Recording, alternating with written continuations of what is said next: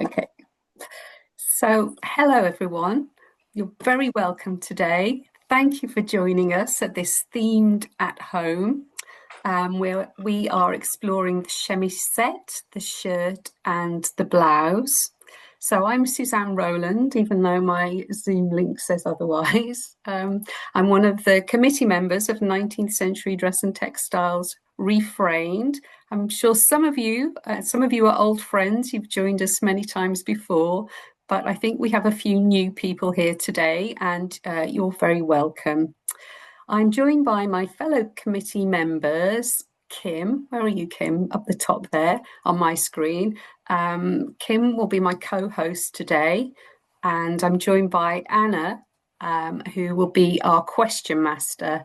So while our speakers are presenting, if you'd like to put your questions in the chat, the way it will work today is that each presenter will speak for about 10 minutes, maybe a little more.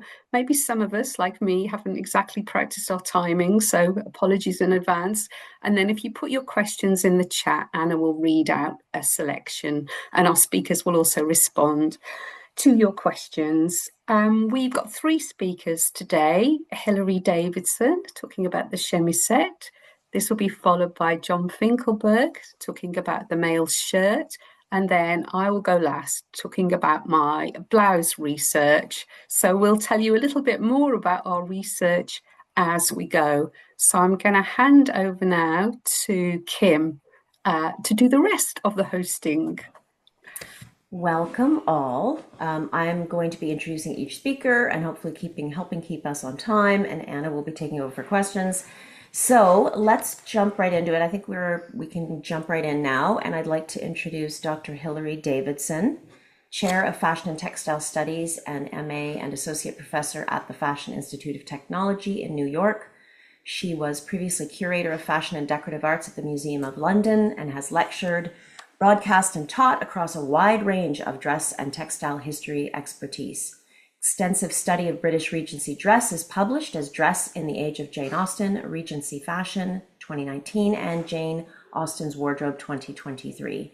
And, of course, the forthcoming A Guide to Regency Dress, from Corsets and Breeches to Bonnets and Muslins, all with Yale University Press, and we're all looking forward to that one. And Hilary, I'll turn it over to you. Thank you so much. So this talk is really one of the kinds of talks that this setting is great for, which is here's a new thing and I'm working through it. Talks. Sorry, I'm feeling like I'm not quite coherent. So this talk came out of research that I did for the new book, A Guide to Regency Dress. And I was just looking for definitions of items. And I feel like we're all very familiar with what a chemisette is. I've just put up the Wikipedia definition, the chemisettes from Godey's Lady book that accompany it. So it's a sort of a tabard-like false shirt, as it were, that fills in the front of a gown. So it gives the appearance of a blouse or shirt. There's the quote here from 1870 that chemisettes of various kinds to wear with low open dress bodices. And if you look through any museum collection, any book on fashion history, we give the name chemisette to any garment that is kind of shaped like this. But I came across a lot of stuff while looking in for the recent book that has made me completely question everything I thought I knew about chemisettes. So in the period, first of all, I just want to say that the word chemisette is never applied to the kind of garments that are used here. So the period that I look at is really about 1795 to 1825. And first of all, I want to show you some of the words and connections that I can make of these kind of linen or cotton filler garments, because it's the more I looked at this, the more I realized that this kind of later 19th century chemisette, I wasn't seeing it in the texts that talk about similar garments at the time.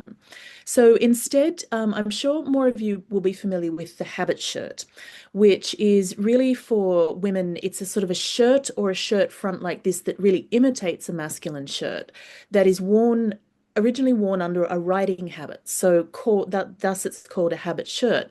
But if you look at period illustrations, so like this one from Diana Sperling's album, you can see these kind of female shirts with the full sleeves being worn underneath petticoats, which is what they would have called this sleeveless garment. And I've kind of put this one in here as a habit shirt as well. And I want to say any identification I do is kind of, I still feel like it's tentative. So this is a feeling my way through it talk. This one is definitely a habit shirt because you can see how exactly it reflects the masculine shapes. And this one, because of the pinstriping down the front, I feel kind of counts as well.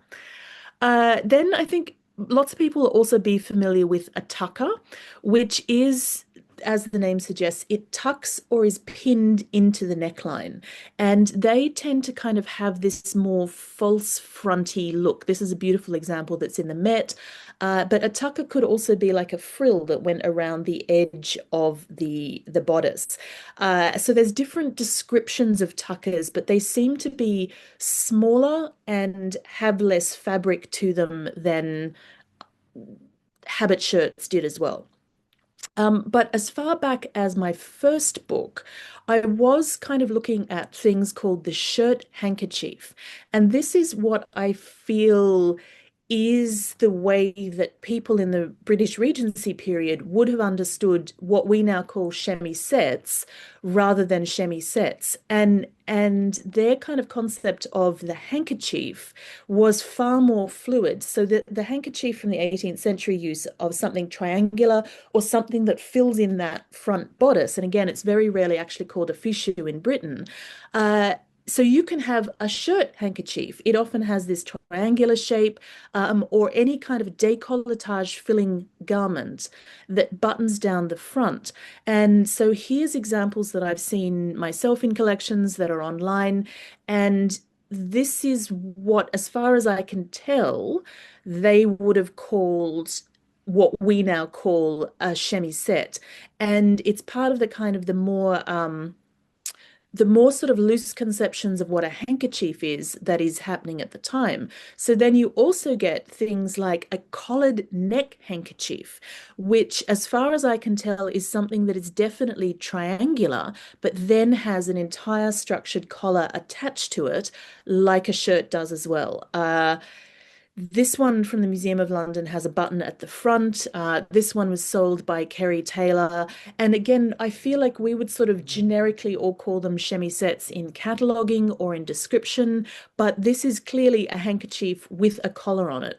And when I first came across these at the Museum of London, I sort of had no idea how to think about them or what to call them. But this would be the name that I now attach to them as well. And you can see that there are different shapes. So but then starting to look at fashion plates and the descriptions of fashion in between that are attached to these, I come up with a whole lot of things that really complicate this idea of what a chemisette is. So I was coming across things that are basically the chemisette as a kind of a waistcoat. So we look at this Polish robe of purple velvet, but it's a chemisette of the same. A robe of lavender colored sarcenet, which is a kind of silk, a chemisette of the same. A chemisette of twill cambric or small quilted satin. And this is not at all what we would call a chemisette in the current day. Here's another one, and we can see this here, that it's a plain chemisette front buttoned down the bosom. And this is part of the garment. This is not something that's been worn underneath. Something like this we can't see in the chemisette form as a dress with a single lace ruff, but there's a kind of a variation there of what chemisette is being used for. But if we look at the French dictionary from 1798, given that this is a French word, the description that they give is that a chemisette is a type of garment worn over a shirt or a chemise. And I found this connection a lot of times as well, usually from the shoulders to the hips. So not just the waist, but further down. And then the other descriptions they give are that it can be of cotton fabric or of ratine, which is like a fabric that's got fleece on one side, or flannel. Some people wear flannel chemisettes next to the skin. And to look at the description of a flannel waistcoat for a lady from the Workwoman's Guide of the 1830s, I think that a chemisette in as it was originally is also what we'd think of as the kind of waistcoat. So it's something that could go next to the skin, it could go over the skin, but it could also be made of other fabrics than linen and cotton. But there's also other kind of uses of the word chemisette. So a body made high in the chemisette form of a dress. The body, which is a chemisette, also has considerable fullness thrown behind. I think they might be talking here about a garment that goes over something else. The body is made en chemisette, but has very little fullness. In this morning dress, a chemisette body. And I think this kind of gathering here is a clue to what a chemisette body might mean in a dress. So here's another quote. The body is a chemisette. It has no collar, but is trimmed round the neck with 3 falls of work. And I think what you see often in Regency dresses of this kind of open front, but then gathered into a line at the bottom with the skirt coming over it. My conjecture now is that this is also a chemisette front because it's got that gathering that you would see on linen or cotton garments worn more as underwear, but then applied to an actual gown. But I started thinking about this about a month before I finished the last book, so I really want to do a rabbit hole deep dive into this at some point. Other sort of examples of this, morning robes are usually high in the neck with chemisette fronts and antique ruffs. And this is a part of a gown that was recently sold from the Burrito Lancaster collection at Kerry Taylor, which again has that kind of gathering at the bottom with the little puffs on the sleeves. So I think this might also be our chemisette front. But we also have chemisette sleeves. The short sleeves made rather nearer to the elbow than formerly and formed after the chemisette style. This is full sleeves of black satin ornamented with pink over a chemisette sleeve of white sarcenet. Is this to do with its appearance? Is it to do with the fabric that it's made from? Is it something about the cut? Here's another one, chemisette long sleeve, made very loose and drawn close to the wrist. And you can see this is in full dress as well. So it's moved completely out of morning dress. And other kind of random, honestly, like I didn't quite know where to put them. Chemisettes with a high standing collar. Is that perhaps the waistcoat type? A pelisse, a black merino cloth worn over a chemisette of French lawn. Is that more like the kind of the shirt handkerchief approach that we're familiar with? A high military vest formed with the chemisette waist and a high collar. So there's all sorts of different ways that chemisette is applied than we would use it. And what this all comes down to is I now don't know when a chemisette is a chemisette. And I don't know what to call these garments, these ones in particular, but I think it shows that it's worth revising what we think we know, and that also so often, especially for earlier periods, later 19th century terms become kind of retrospectively put back onto earlier pieces. So in the Regency period, for example, you really don't see so many French terms until after the Battle of Waterloo. Understandably. So I'm going to end there by saying I don't know when a chemisette is a chemisette, but I think it's far more complicated than we perhaps consider. Thank you. That was amazing, and it just confirms the idea that I have no idea what it is. And you've actually made that more complex and explained why it is that many people are confused, and that's fantastic. I'm going to turn it over to Anna now to direct questions. Well, I'm really stuck for words, and that you can't often say that about me. I'm thinking all these garments have got chemisette in their terminology. I mean, could it be that chemisette is really a sort of feminine, posh sounding, female, shirty thing of some sort? It's as vague as that. It's sort of when you, I think the interesting thing is going to be to go back to the French definitions because I see a lot in the dictionaries of chemisette is also given as camisole or they're often equivalent. And they're very clear about the difference between a chemise and a chemisette. There's one reference to, for example, Dutchmen who are supposedly renowned for their cleanliness, but actually what they do is they wear a clean white chemisette over their chemise and therefore give the appearance of cleanliness. And so I think it needs to be kind of tracked with different languages and maybe equivalencies. And it's one of those words like waistcoat that actually has multiple applications. Or I'm sort of thinking it might also to be to do with like a drawstring, that en Mhm. chemisette means it's something where the fullness is gathered along a string of some way and it's controllable because a lot of the fashion plate references they talk about it doesn't have that much fullness. And when the few times you can see it, it's got that kind of gathering under the bust. So I'm wondering if it's as much like a technical term as a garment term. And if it's just one of those, oh yeah, we call everything a petticoat. Oh yeah, we call everything a waistcoat. And you just have to know what they mean by that things. It's very intriguing. But did I hear that correctly? You said that Dutch men, so it's not a feminine It's item. not, no, it's diminutive. I mean, the French dictionary article there gave it as a feminine diminutive, but they're talking about gender. But it is, a little shirt essentially. So how can a little shirt be used? Well, indeed. So the questions are coming in. Mackenzie would like to know, drilling down here. So an apron front could also be a chemisette dress, and is there when is a chemisette a canezou? A chemisette is a canezou when it does go clearly over the top and has the little sleeves on it. Okay. So there's a kind of gathered, I've got a really good canezou image in my new book coming out, but that does sort of have the sleeves and it's more like a kind of a smock that goes over the top.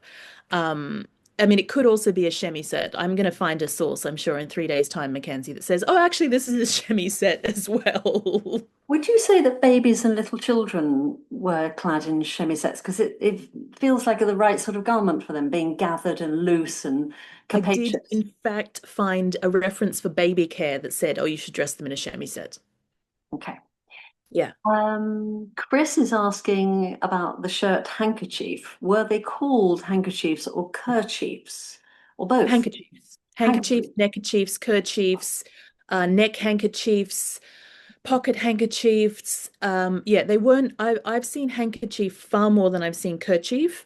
But yeah, handkerchief is a very, very, very broad term that really covers any piece of fabric you put around your neck, head, bosom, or just exists that is sort of square or triangular. Because if it's long, they tend to call it a scarf or a sash. And I have seen scarf handkerchiefs just to confuse the matter. Make it more complicated. And what's the relationship with a fichu? A fichu is a French word that is not used in Britain until later in the 19th century. Okay. It's just not. And this is one of those things again where in the later 19th century when the sort of the French words become more respectable or, cooler, and you see this in the fashion magazines, you see the language changing and people saying, "Oh no, we don't call that the English word. We now call that the French word." But it really is post Waterloo. But we then retrospectively put things like fichu on the English terms, but Yeah.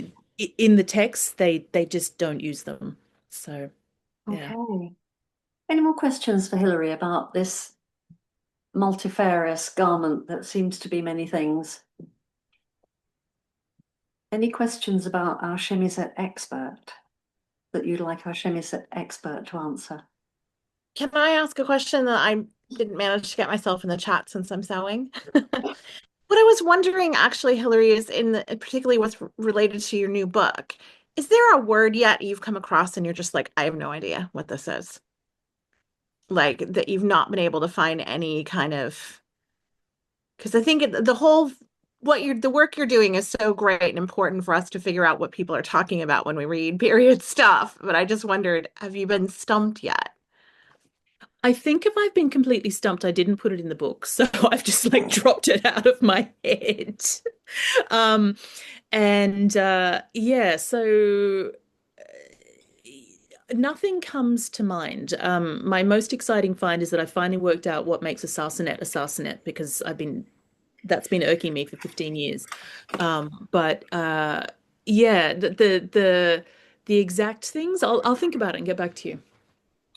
Okay, Okay, we now should probably Stephanie, tie it up there with the questions. I think for me, I have questions, but I sort of want to hear all the papers and then maybe formulate a bunch of questions at once. So maybe we there's could. one thing, Kim, we've got to Oh, see yeah. this. Stephanie's put something in the chat. She's put an image of something she's accessioned as an insert. Should it be a chemisette? It's an image in the chat. I don't know if everyone can see it. What do you reckon, Hilary? Is that a chemisette?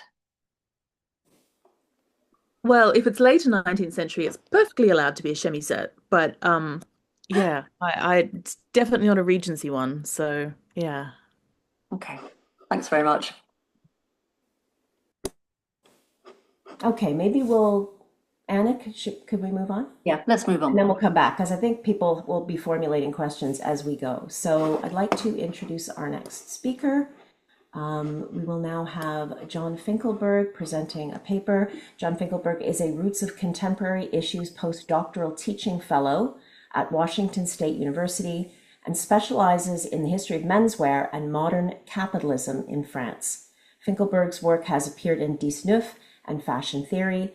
Finkelberg is currently working on his first book project, Ready-Made Masculinities, the French Menswear Industry in Transition, 1830 to 1870.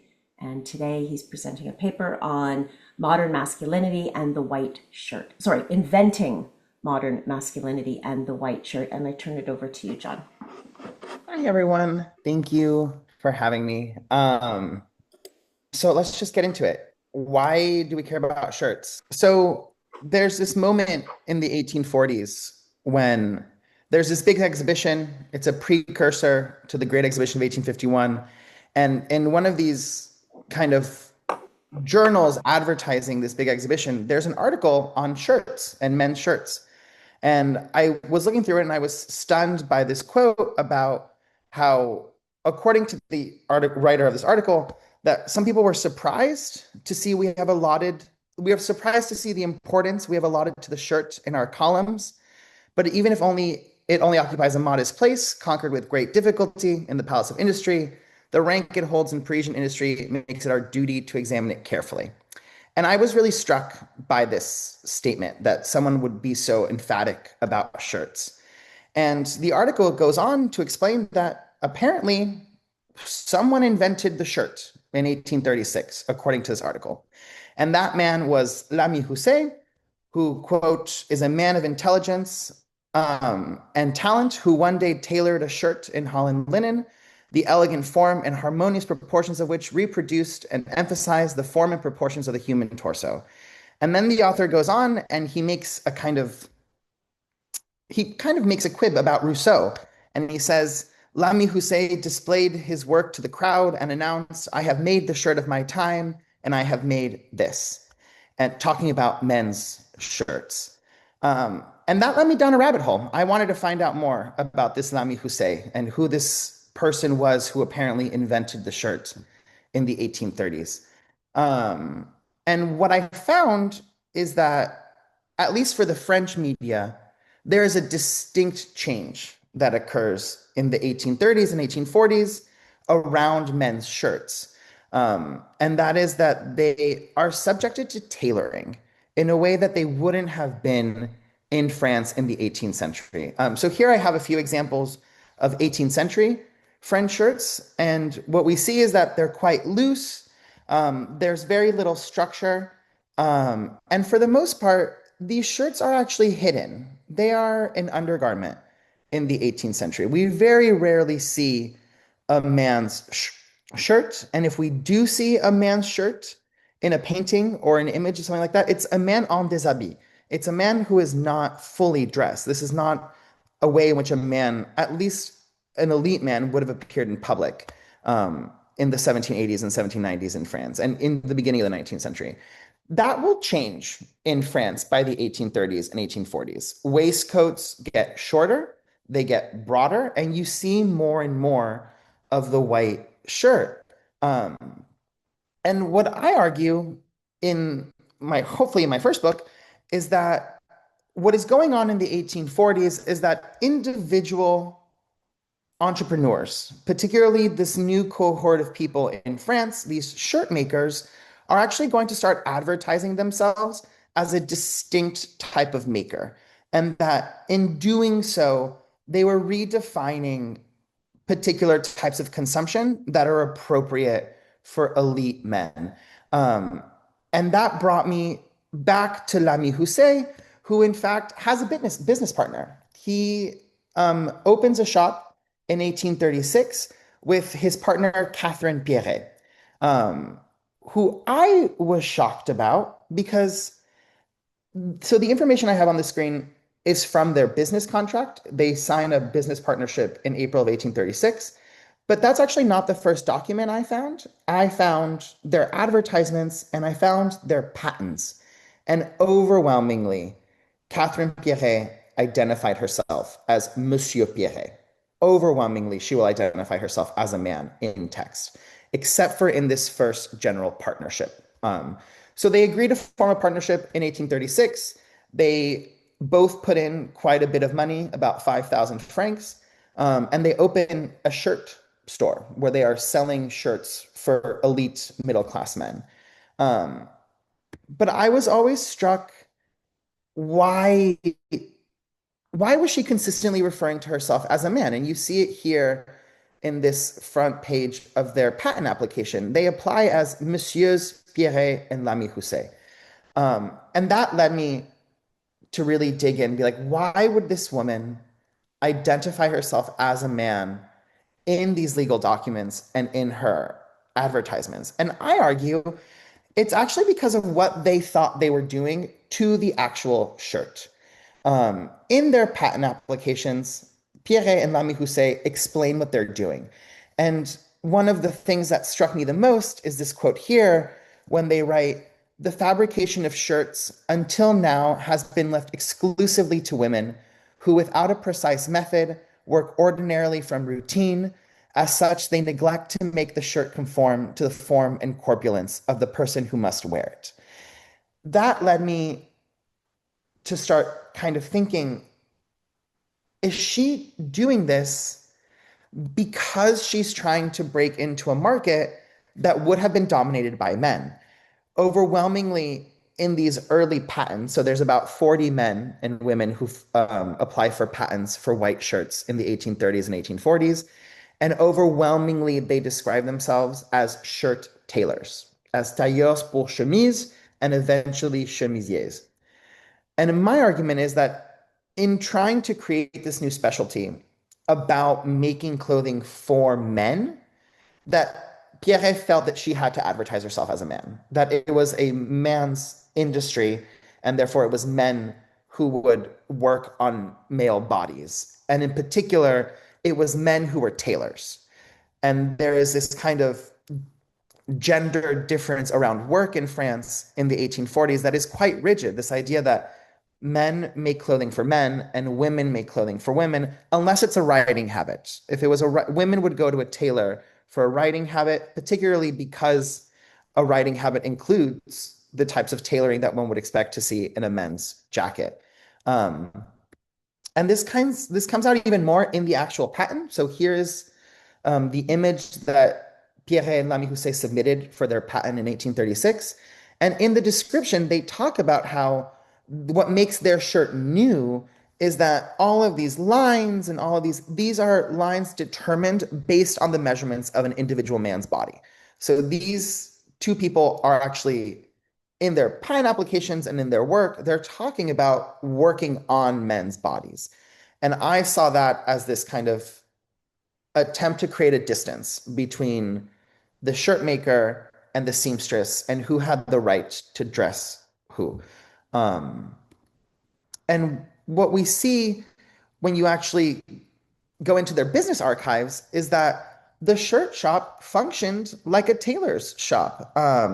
So unfortunately, Lamy Housset and Pierret part ways in 1842. They each open their own shops, and it's in their death inventories where you actually get an image of how these shops actually worked. And they operate like a merchant tailors. The chemisier kind of has replaced the tailor, and they employ a cutter. They also employ seamstresses and working tailors to baste these garments. And then they're overwhelmingly outsourced to seamstresses in Paris or seamstresses in prisons and convents. It's quite wild. If you look at the statistics from the 1860s, there are about 20,000 people in Paris who make shirts, 20,000 people in provincial France who make shirts, and then about 250,000 women who are sewing shirts in prisons and convents. So overwhelmingly, what you see is that these garments are advertised for men. They're advertised that they're made by men for men, but then in reality, they're actually being sewn by women who are making 1 franc a day in order to sew these shirts.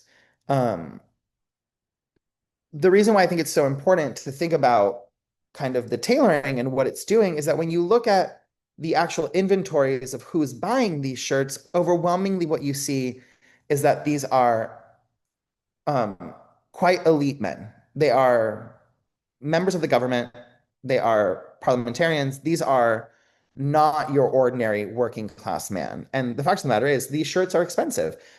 So here, this is an inventory from Catherine Pierret's inventory, and she's selling shirts for anywhere from 15 to 25 francs, which is about 3 weeks' wage for an ordinary laborer. So these are quite expensive garments. But I don't want to go on too long, and I want to just show you a few advertisements to kind of emphasize how I think the way people thought about shirts was changing in the 1830s.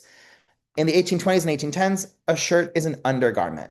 And we see that come out in one of the earliest advertisements for Pierret and Lamy Housset's shirt store. So this is from La Mode from 1836.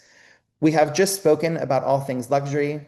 Now let us speak of all things of first necessity, and let it be permitted to place the useful besides the agreeable.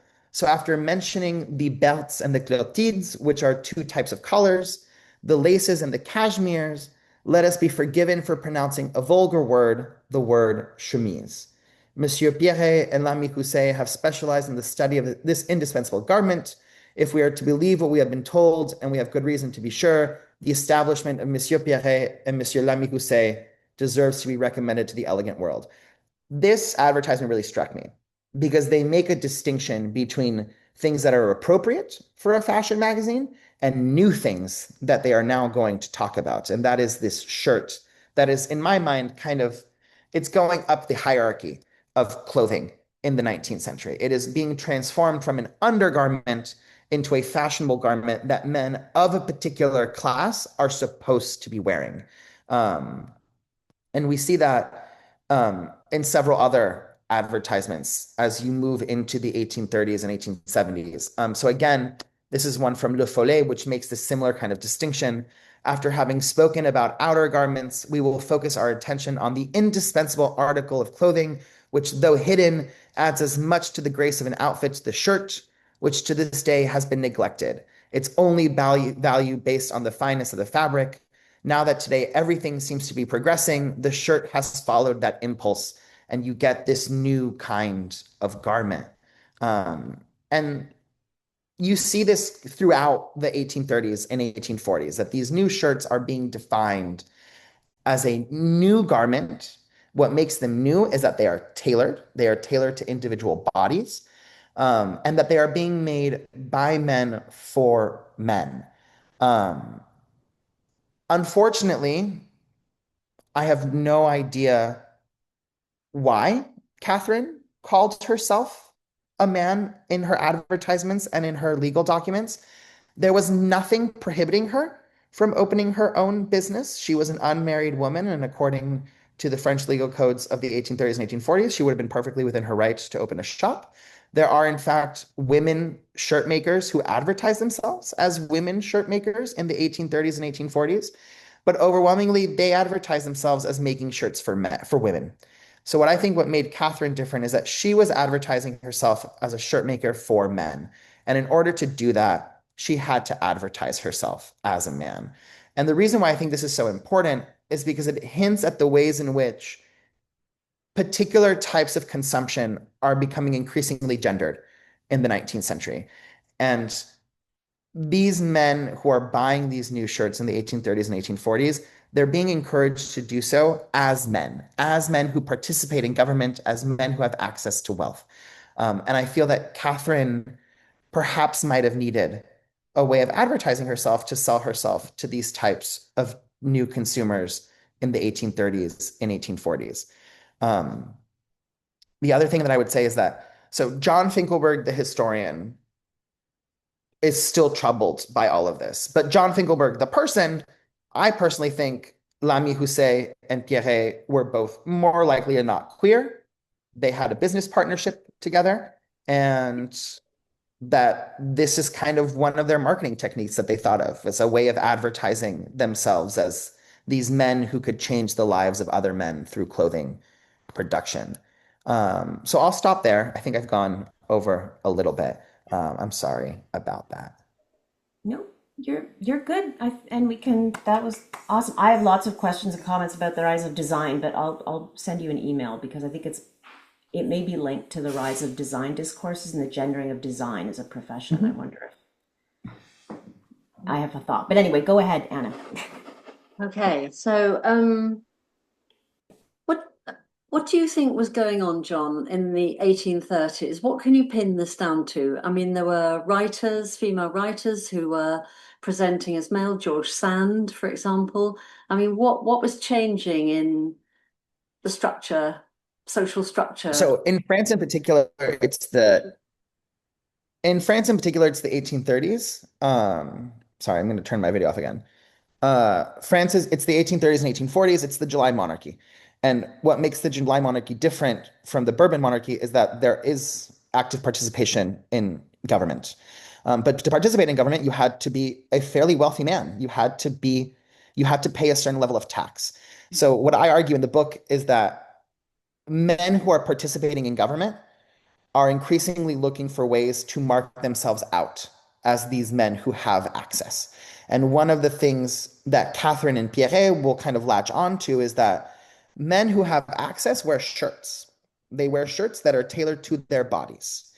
And for me, when I started doing this research, it really started to click for me, for example, that the example I use with my students is that no one bats an eye when a basketball player buys an expensive car because they've worked, or no one bats an eye when a 50-year-old man going through a midlife crisis buys a Lexus, right? It's an expensive car. They've worked hard enough. They deserve to buy that car.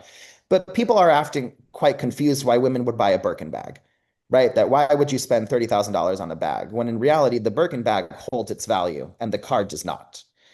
And I think that comes from this period, this sense that the men in these advertisements who are buying Catherine and Lamy Housset's shirts, they're supposed to buy them. They need to buy them to present themselves as elite working men who participate in government. And women don't need a Birkin bag, right? But these men needed these shirts.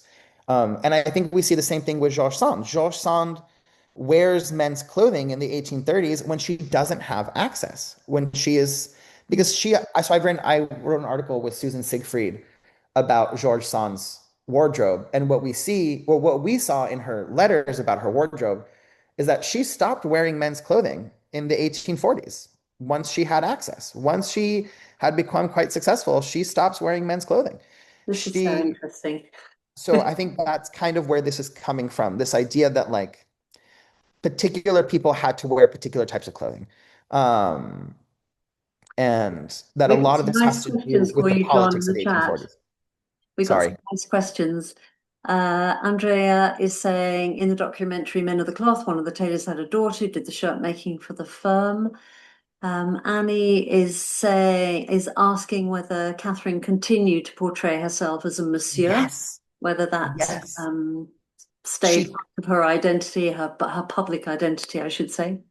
She does. She continues to advertise herself as a man. And what's even more interesting is that Lamy Housset and her actually split up their business in 1842. And they both actually die fairly quickly afterwards. She dies of an illness in 1843, and then he actually commits suicide about 4 months later. So this is why I think they were like queer friends, and that they might have had a business falling out, that he actually becomes quite upset when she passes. And the reason why I think they are queer has a lot to do with this question. Um, I don't think that a heterosexual man in the 1840s would have put up with his partner not marrying him and running their business together. I think that they were more likely than not in this kind of lavender partnership where they both understood that they were not going to have a sexual relationship.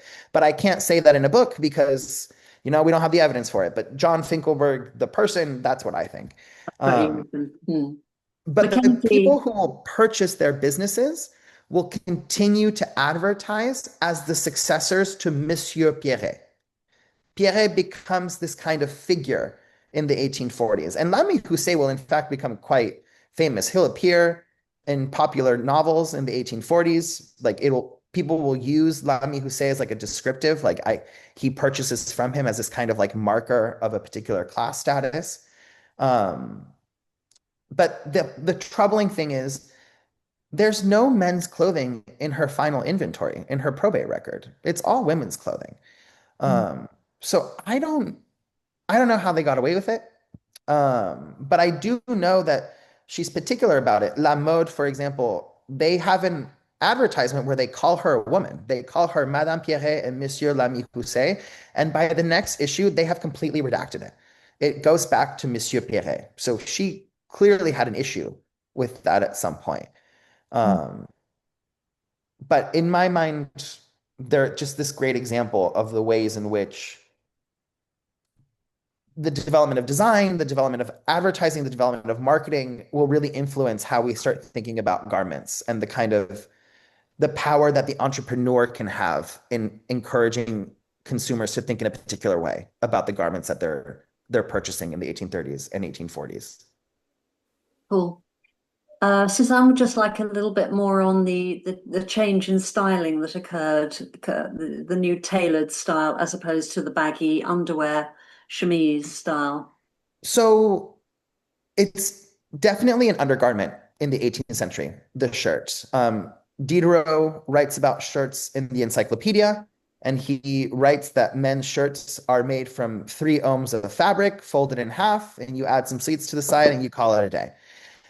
There's a Russian traveler who writes about his time in Paris in the 1790s, and he remarked how he once asked a Frenchman why his shirt cuffs and collar are so fine, but the shirt itself is so kind of old and gray and shabby.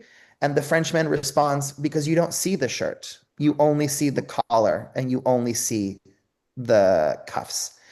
But by the 1830s and 1840s, waistcoats are more open. You start seeing shirts. You start seeing shirt fronts in ways that you don't see them in the 1780s and 1790s. So I think if you think of like the big winter halter portraits of these elegant men or the Singer Sargent portraits of these elegant men, you always see their shirt. Their shirt is part of the outfit. Versus in these images from the 1780s, shirts are underneath. Shirts in the 1780s are meant to protect your clean body from potentially really dirty outer garments. And if you look at probate records from the 1780s, everyone from the working class to the aristocracy owns multiple shirts because shirts are how you keep your body clean. And they are no longer talked about as undergarments by the time you get to the 1850s, 1860s.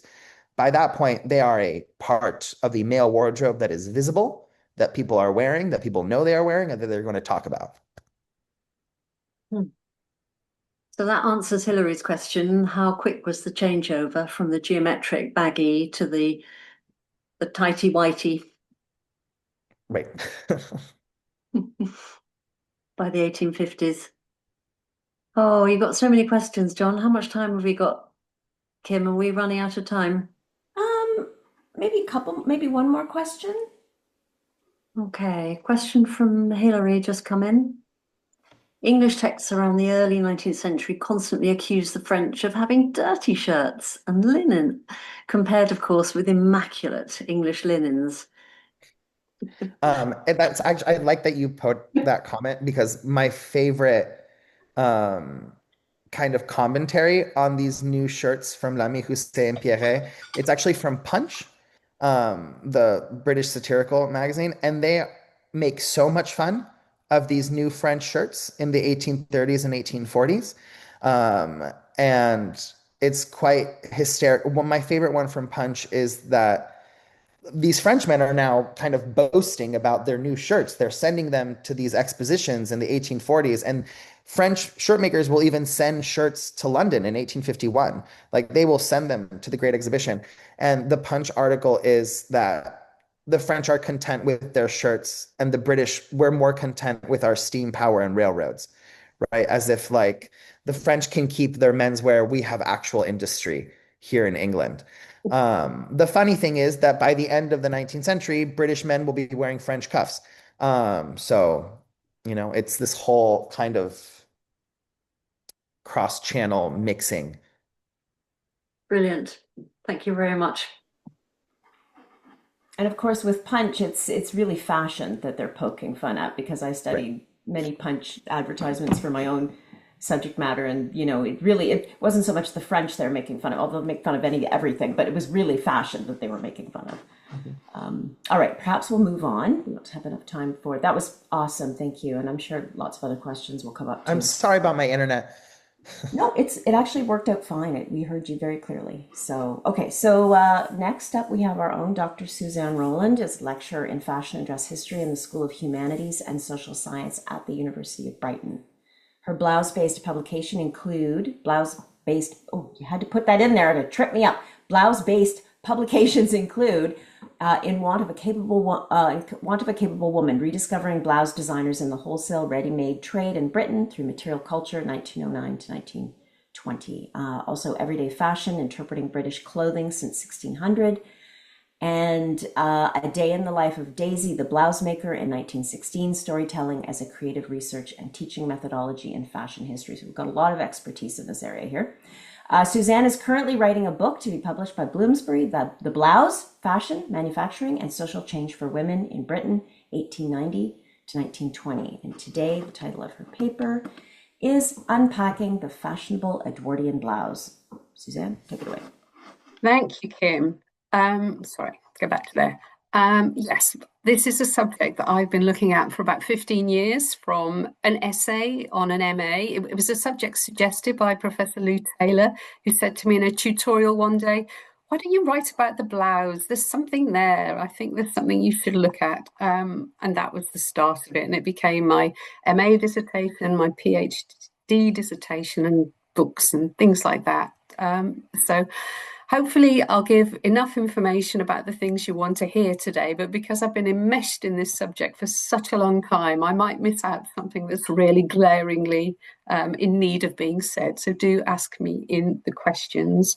So my talk builds on John's research and Hilary's research. You'll hear some of the same themes here. And I'm investigating just what we think of as being a typical Edwardian blouse. So a very brief overview of the development of the blouse as a kind of 19th century innovation, really, rather than an invention that first appeared in the Edwardian period. And I'm talking about Britain and not about the shirtwaist in America, because shirtwaist or waist was not really used in Britain, although you can never say a rule like that because there's always an occasion where it is. So a completely popular garment from around the early 1890s to around 1920, when it starts to kind of fade a little bit in terms of its popularity.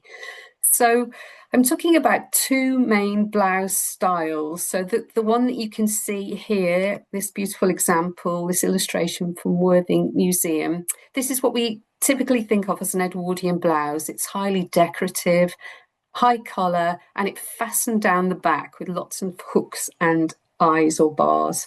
Then the other kind is the shirt style blouse, sometimes called a tailor-made, but more of that in a while. So as Hilary's research showed us, there were many kinds of accessories, lightweight linen and lace accessories that performed part of the function of a blouse. And so in this particular example, in the center of the long illustration, we've got figure 7, a muslin corsage. And then there were also pieces that kind of showed around the neck that sat under a gown. So we've got the separate collars and the sleeves. So we've got the stock, the plastron, a bertha, a jabot, all of those kind of things. And, you know, the separate sleeves that Hilary spoke about as well. The term blouse was not in use until around 1890, except for children's clothes.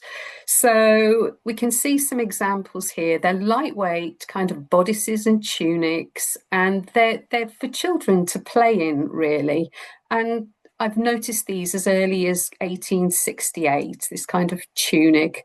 There's another way the term was used, which Valerie Cumming talks about in the Dictionary of Fashion History, that the term blouse was also a smock-like garment, usually of cotton or linen, associated with the blue blouse of French workmen.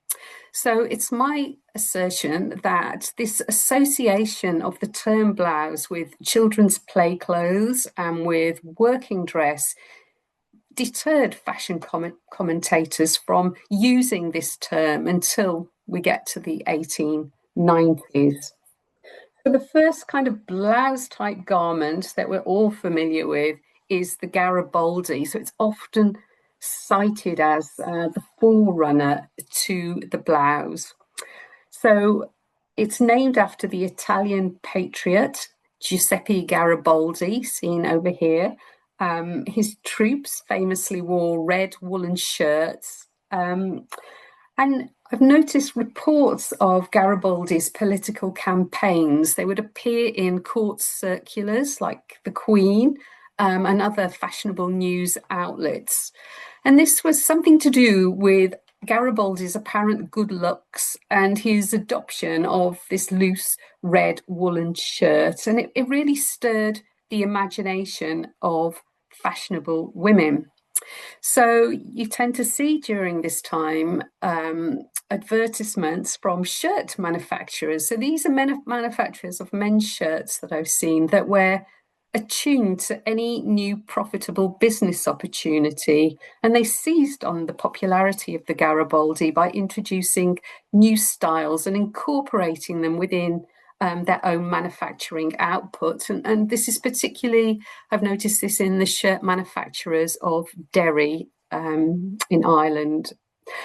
And in these examples, we can see a handmade one from Worthing Museum that was quite plain, a linen example, and then another one advertised in the Queen, which is made of blue cashmere and studded with jet beads. And then on the far maybe on your right, is an example of a young woman wearing a Garibaldi. So you can see the way that it was worn. So my next example that fed into this innovation in blouse design is sportswear. So we're still seeing that Garibaldi term in this advertisement from 1888. For new Garibaldi shirts and tennis blouses. So sporting activities, Hilary talked to us about the riding habit, for example, the riding habit shirt worn from at least the end of the 18th century. But we also see sailor collar shirts worn for yachting. And then in the mid-1880s, in response to the newly developed modern game of lawn tennis, we see lots of advertisements for women's tennis blouses. So a very kind of lighter weight bodice, belted at the waist quite often. And this example is from the women's tailor's Redfern. The first time that I have really seen, I begin to notice the use of blouse in any kind of significant way is around 1890. And this is the blouse bodice, the Brighton blouse bodice, in fact, that appeared in 1891 in the London Ladies Supplement. And you can see that it has some kind of features associated with the Garibaldi. It's lightweight, it's kind of buttoning down the front. And this was a pattern so that readers could make it, that it was made from. Suggestions included soft mauve, which was satin, wool flannel, and cotton cambric. And we see this elongated figure with a deep V galloon edged with black embroidery here. And I think that the use of this term blouse bodice suggests some confusion by fashion commentators and manufacturers about how you might describe this new fashion object. So I think it kind of speaks to Hilary's presentation with a confusion about the chemisette. There was no blanket agreement on what this new kind of style would be called. The next example that is also very confusing is the tailor-made shirt. So there were shirts that were made in tailoring establishment, but tailor-made was also used to describe a lightweight shirt, like this example from our teaching collection in Brighton. And it became really associated with a style rather than a craft. So from my research of many museum blouses, looking at this tailor-made, the so-called tailor-made shirt, there's no kind of cohesion in, like, the plackets will all be completely random. There's no kind of one way of doing things because they were mostly made by dressmakers. So by this time, the dressmaker was freed from the constraints of having to measure the body with any precision, and they could make something that was quite loosely fitted, but still using the same description. What we see throughout from the blouses kind of early popularity in the 1890s is that blouses follow the fashionable kind of styles of the day. So I'm sure everyone's familiar with the beautiful 1895 leg of mutton sleeves. There's two examples here. So we've got Charles Darner Gibson's illustration of the Gibson girl based on the American Langhorne sisters. And then we've got a seated figure, an unknown seated figure, kind of wearing an everyday blouse, really, which was suitable for wearing under a coat. And the coat had the same kind of sleeve style. And although this has been documented as part of the cycle of fashion, it's important to note that this kind of style, this lightweight bodice, was also driven by a need from women who were entering the workplace, moving out of the home in increasing numbers. So from manual labourers to clerical workers, the hands and arms needed to be free of the constraints of excessive fabric. So just to give you some idea of early style changes in the early 1900s, we got the bell-shaped or bishop sleeve that was really popular around this time. By around 1905, you'll note quite a deep cuff had started to appear in blouses. Now, one of the kind of most kind of noticeable features is the pouched front. So with a high collar and the pouch front, these are the defining sort of similarities that we always think of as an Edwardian blouse. It's what James Laver called a delightful confection. But to maintain this shape, this kind of outward respectability, the body needed to be disciplined using devices like collar supports. So we can see collar supports, an advert from M&S here, but they were made in a variety of materials. So I've seen fabric covered metal rods, bone, composite card, thread wrapped flattened wire, and celluloid. To keep the blouse neatly tucked into the skirt, we can see one of these patented skirt bands. There were many examples of patents for collar supports and kind of the bands that held the blouse firmly in place. And I've chosen this particular image to illustrate the collar support especially, because this woman is not wearing any collar support. So we can see the creases in her lace collar. So like anything, not everybody adhered to what was kind of, fashionably dictated. Another kind of notable style came in 1909, and this is when the tall collar, this is a pie crust collar, was at its highest, and this was coupled with very long narrow sleeves. And I've included this because it's like the collar got higher and higher and higher until it reached its peak here, and then it started to disappear, and you'll see in the next style. So by 1910, 1911, we're seeing these collarless blouses, this new style.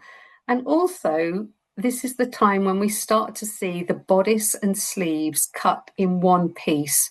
So it's described mostly as the Magyar style. So this kind of T-shaped bodice, a term that was appropriated from Hungarian folk blouses. It's also known as the kimono shape, but I haven't seen that used quite as often. And then this particular one features a hand printed shape, a kind of pattern around the blouse yoke, which is also taken from a Hungarian folk blouse.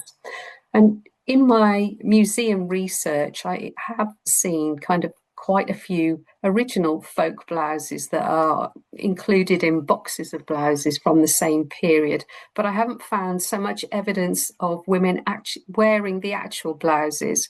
So I wonder, how they came into the collections. The war years kind of brought in simplicity in blouse design. So by this period, we are seeing blouses that fastened up the front. The high collar has disappeared. And we're seeing buttons because obviously there were metal shortages because metal was needed for the war effort. And the young woman at the very front that has a velvet kind of ribbon around her neck with a collar is that's an image that I've seen many times when it comes to women during the First World War. So that was obviously a very popular shape. Something else of significance during the war years is the introduction of stripes. So we see this shift in textile design away from plain blouses and small motifs towards these modern stripes, these kind of really futuristic stripes. And this again was a response to wartime shortages. In this case, shortages of German dye stuffs. So manufacturers responded to these shortages by introducing wide stripes on a white or undyed ground. So a single colour and a white or undyed ground. And this was praised by trade manufacturer, the Draper's Record, for ingenuity and originality. So just a couple of my many, many examples here. My next blouse of significance, we're moving into 1917 here, is the V-neck. So by this time, a single button was the way that a blouse fastened. And to understand that, we look at this very loose blouse here, and we might understand it as an example of a kind of oversized garment. So it was worn tucked into the waist with a little camisole underneath, although, as the Draper's Record noted, it was surprisingly low in some instances. My next example is the jumper blouse.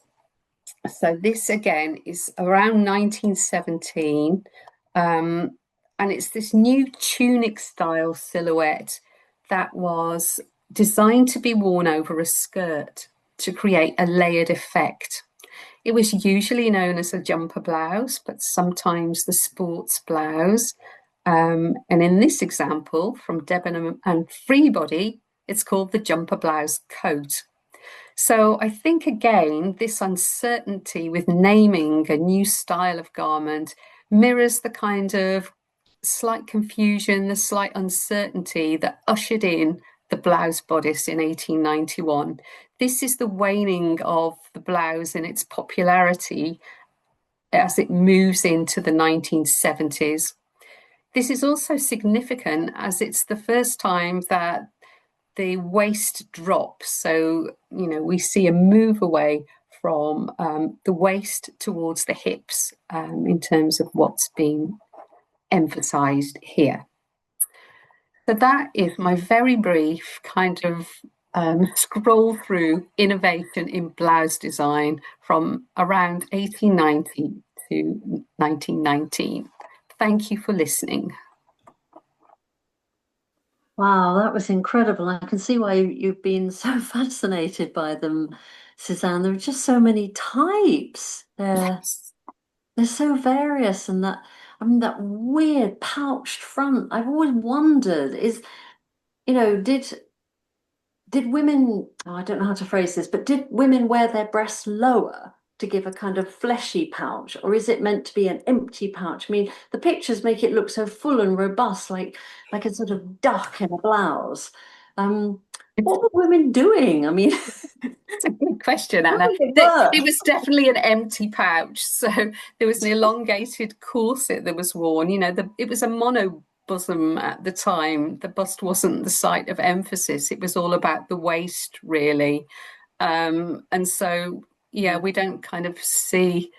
We're not supposed to kind of focus on the bust at this time. It's all about, the waist and that kind of S-shaped silhouette that was thought to be so graceful, at that time. So it's kind of an illusionistic thing, isn't it? It makes the It waist is, absolutely tiny. yes. Yeah. Okay. And the way that it was achieved is that the front was cut longer than the back. So it was cut longer and then it was kind of gathered underneath, either with a cotton sort of tie around the waist that it was bloused over, or there might have been a basque sometimes that it was stitched onto. Then, with those devices. You've got Yeah. lots of questions, Suzanne, but just one last thing from me, and then I promise I'll of course. What is your experience of wearing Edwardian blouses? Because you've recreated, haven't you? I did make a copy of a blouse. I've made a few copies really, and I've worn it for reenactment. Those collars, like the lady with the kind of the slovenly lace collar who wasn't wearing the collar supports. I mean, I didn't feel that I wanted to wear them either. And you don't get that shape. And my other experience was because my blouse fastened down the back, I couldn't dress myself all of a sudden. So this was a bit of a shock, really.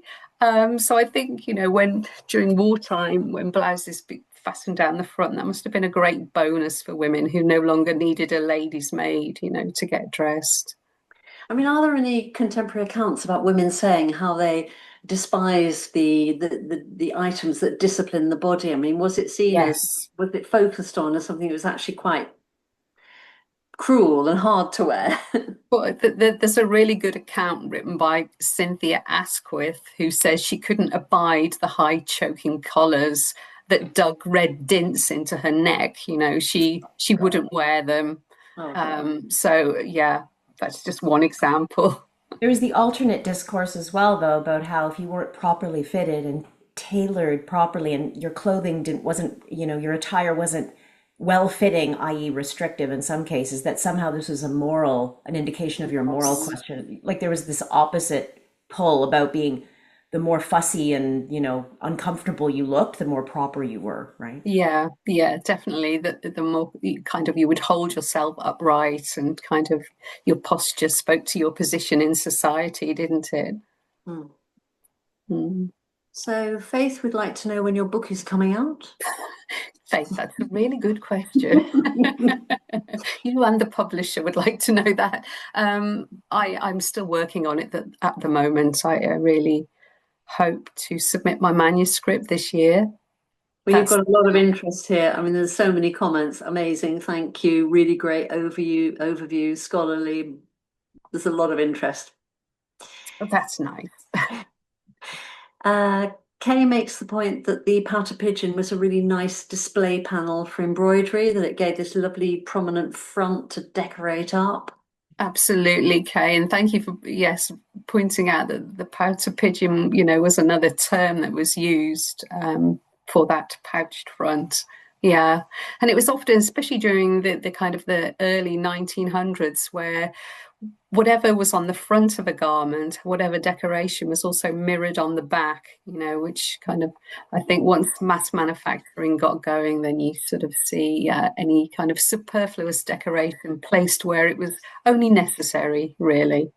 And Claire makes the point that the jumper blouse is edging towards flapper dresses and this very kind of straight cut, waistless, loose fitting item.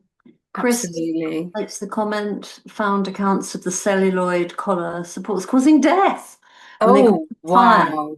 and causing $90,000 worth of damage at a laundry. So there you go. My word, yes. I mean, some of them are nightmarish. The metal ones that I found in a blouse in one museum were horrifying. So they were covered with ribbon, a very lightweight ribbon, but they were poking through the ribbon. I can't imagine that anybody would wanted to wear them. Yeah, terrifying things. Absolutely. Anybody want to ask? Jennifer's saying, have you come across reputable sources that mention pneumonia blouses? I have, Jennifer. So the pneumonia blouse was kind of the V-neck, when that was first introduced. But there were also infills that were sold for the neck of a pneumonia blouse, so you didn't have to, have your blouse open. So it's kind of this idea that a new style is introduced, but people are cautious about it, so it gets this sort of nickname and it gets this infill just in case. But it's a relationship with kind of fear of illness with the great pandemic, the Spanish flu. I mean, is there anything to do with that, do you think? Well, it might be, although it was a style that was introduced, I think, around 1913, we're talking around this kind of style. But when you think about the really deep V-neck that I showed from 1917, then that was kind of popular, well, kind of into when the Spanish flu was around. Mackenzie's put a comment in that there is definitely a resonance with slaves of fashion here.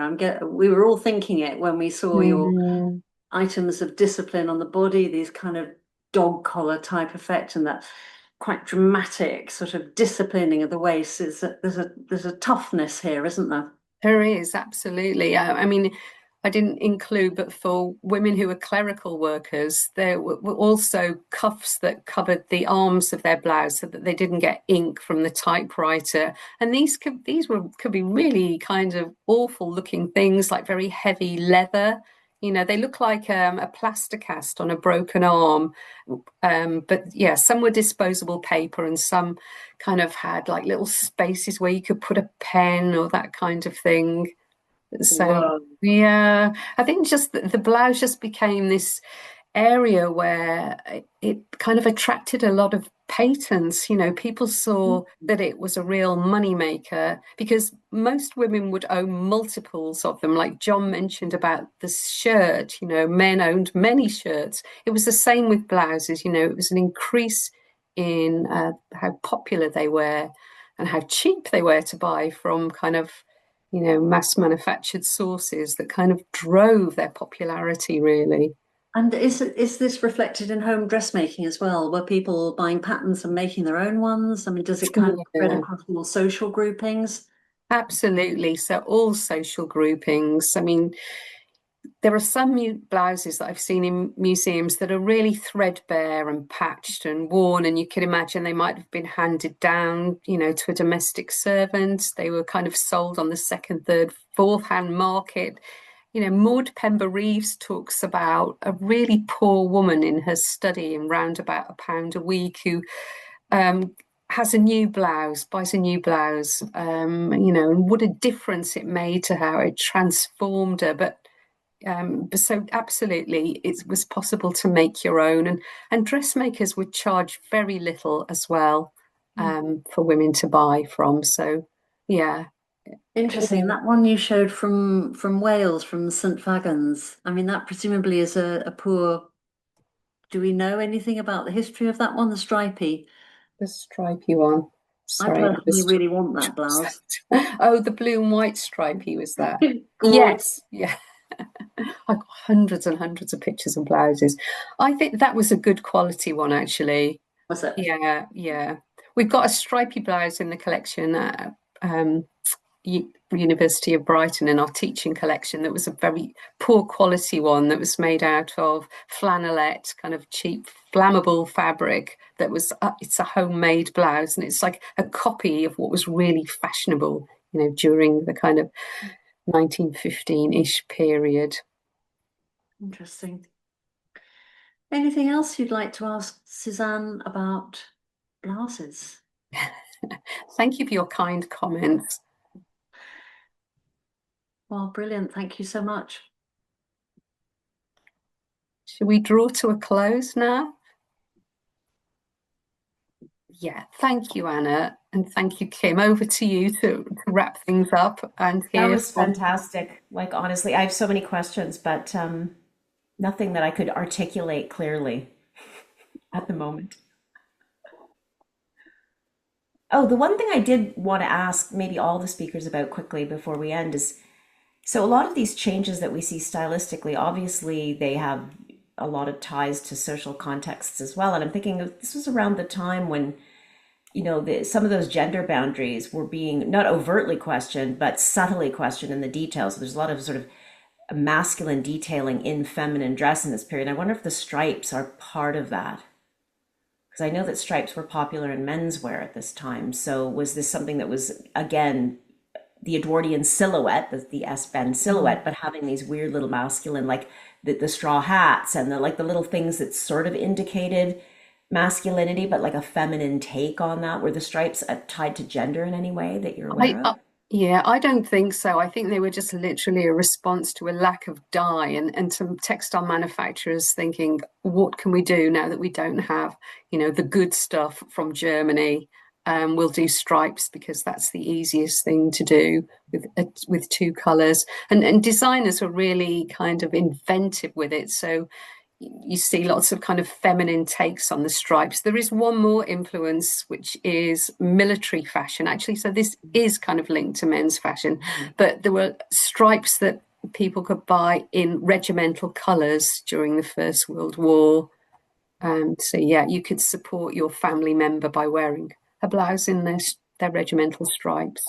I wonder also if it's about the fact that more women are going into work, because historically, laboring men's shirts have been striped, especially blue and white striped. And this goes way back, at least into the 18th century. You see it on sailors and farmers and convicts in Australia and like the settlers. It's all just blue and white stripes or blue and white checks. And I wonder if that move of more women into work in World War One also, like, the stripes connect in with that, because it might go earlier, but yeah, there's certainly a long history by this point of striped men's working shirts.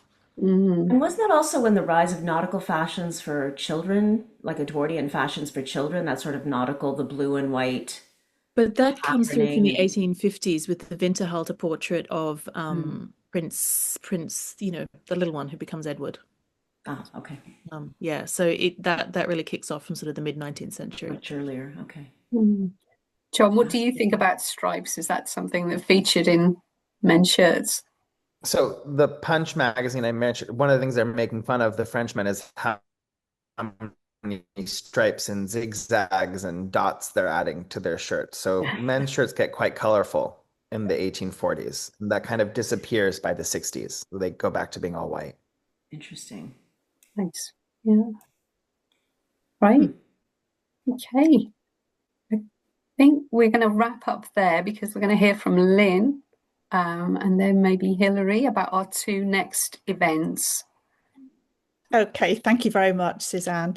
Our next event is on Sunday, the 29th of June, when we're going to have a session looking at Irish textiles, well, specifically textiles from the region of the Kingdom of Donegal. So that covers the 9 counties of Northern Ireland and the 3 counties that are now part of Southern Ireland, which includes Donegal. And we'll have 3 speakers. The first will be Valerie Wilson, who's going to be talking about part of the collection at the Ulster Folk Museum, where they've uncovered lots of Berlin work patterns that came from a Berlin warehouse in Belfast and the kind of decoration that was popular in Ulster in the mid-19th century.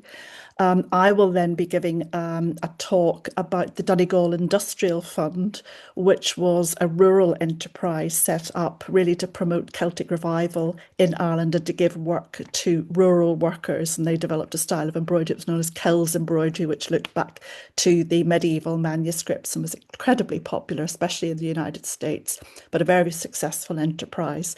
And we'll end up with Fiona McKelvey, who's going to be looking at the international reach of the Irish linen industry, with looking at their products that were going to South America and to Russia and beyond. So looking at that, how wide and how, sort of how global linen industry is in the late 19th into the early 20th centuries. Fantastic. Thank you, Lynn. Really looking forward to that. Hilary, do you want to tell us about the July session? Sure, since we're here, so following on from Lynn's on Irish textiles, on the morning or the afternoon of Sunday the 27th of July, our meeting is around the theme of fashion in beloved fiction. And so we'll have speakers talking on clothing in Anne of Green Gables, in editions of Alice's Adventures in Wonderland, and in Jane Eyre. So I'm looking forward to that. We're just confirming the details now. So Sunday, 27th of July. Fantastic. Thank you, Hilary. Well, I just wanted to say thank you to you and to John for joining me today in this special themed session. I've really enjoyed it and learned so much from you both, which I'm going to take away and And digest. thank you to Suzanne for providing such a focus. I mean, often we have these events and they're quite diffuse and they bring lots of interesting things together, but we rarely have these events where you can look at something so with enough detail to really dive down deep into it. So thank you, Suzanne, for pulling this all together. Thank you Thanks, for Hilary. inviting me. I appreciate it. I look forward to the next ones. Great. Thank you. Thank you for joining us, everybody. Hope to see you next time. Thanks, everyone.